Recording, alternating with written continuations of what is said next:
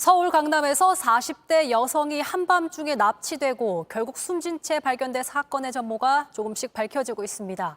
피의자 3명은 석 달 전부터 범행을 결심하고 피해자를 미행하며 치밀하게 준비해온 것으로 경찰 조사 결과 파악됐습니다.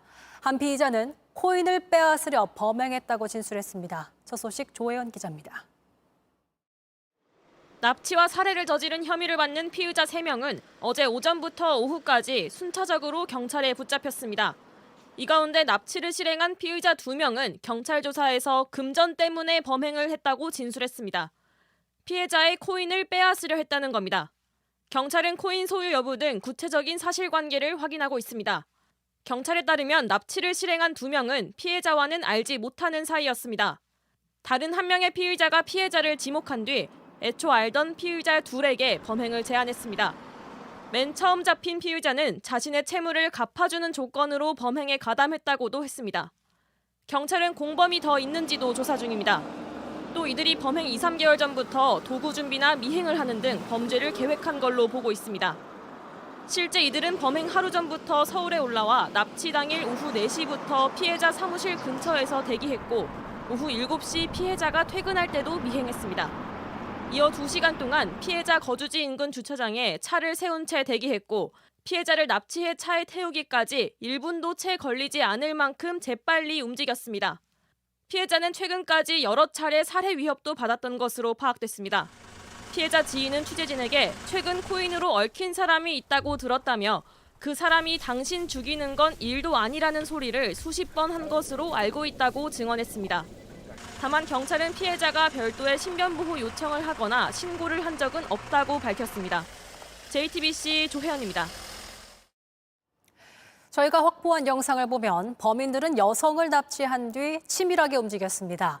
대전의 한 아파트에 범행 차량을 두고 다른 차량으로 바꿔 타는가 하면 추적을 따돌리기 위해 아파트 위아래층을 오가며 동선을 어지럽히기도 했습니다. 이어서 정영재 기자입니다. 차 한 대가 주차장으로 빠르게 달려와 멈춥니다. 모자를 쓴 남성은 어깨에 큰 가방을, 다른 남성은 삽과 연장을 옆에 끼고 뛰어갑니다. 서울 강남에서 여성을 납치한 일당입니다. 범행 7시간이 흐른 시점인데 여성의 모습은 보이지 않습니다. 그런데 다시 아파트 옆을 돌아 나오는 남성들의 손에는 연장이 보이지 않습니다. 범행에 사용한 삽과 갈퀴 등 연장을 텃밭에 버린 겁니다. 흙과 혈흔이 묻은 증거를 없애려 한 겁니다. 이 둘은 곧바로 차를 댄 곳과 다른 동으로 들어가 엘리베이터를 탑니다. 한 명은 CCTV 사각 공간으로 숨습니다. 또 다른 한 명은 뒤돌아 얼굴을 감추고 휴대전화 2대를 꺼내더니 어디론가 전화를 합니다. 이어 이들이 내린 곳은 15층. 몇 분 뒤 모자를 쓴 남성 한 명만 엘리베이터 반대편 계단으로 내려옵니다. 바깥을 살피며 숨어 통화하고 잠시 뒤 주차장으로 들어온 다른 흰색 차량을 타고 사라집니다. 이 차량은 렌터카였습니다. 비슷한 시각 쫓아온 경찰은 범인들이 버린 차량을 발견합니다. 범인들은 간발의 차로 빠져나갔습니다. 주사기도 나오고 고무망치 있잖아요. 거기도 나오고 없는 것 없이 막 수십 가지가 나오더라고. 그 일반 병원에서 쓰는 주사기 있잖아요. 그게 한 5개인가 있. 아파트를 빠져나간 범인들, 충북 청주 한 사찰 앞에 다시 차량을 버렸습니다.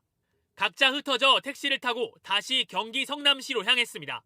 현금만 쓰고 택시를 여러 차례 바꿔 탔고 옷도 사서 갈아입었습니다. 범행 전 과정을 꼼꼼하고 치밀하게 준비했습니다. JTBC 정영재입니다.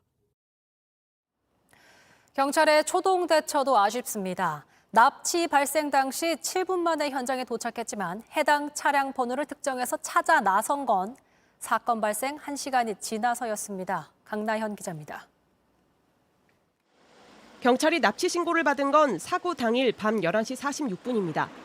3분 뒤 출동 지령을 내리며 출동 단계의 가장 높은 수준인 코드 제로를 발령했고 밤 11시 53분에 현장에 바로 도착합니다. 그러나 실제 해당 차량 번호를 최종 확인한 건 다음날 0시 52분으로 사고 발생 1시간 6분 뒤입니다. 그 사이 피해자를 태운 차량은 빠르게 서울을 빠져나갔습니다. 신고가 들어온 지 약 20분 뒤에 서울 톨게이트를 지나 다시 10분 뒤에는 영동고속도로 마성라들목을 빠져나갑니다. 0시 41분에는 국도를 통해 용인을 지났고 평택을 거쳐 시신이 발견된 대전으로 달아났습니다. 뒤늦게 차량 번호를 확인한 경찰은 0시 56분에야 해당 차량에 대해 수배를 내렸습니다. 차량 소유주가 음주운전 벌금과 관련해 수배가 내려졌던 사실을 알면서입니다.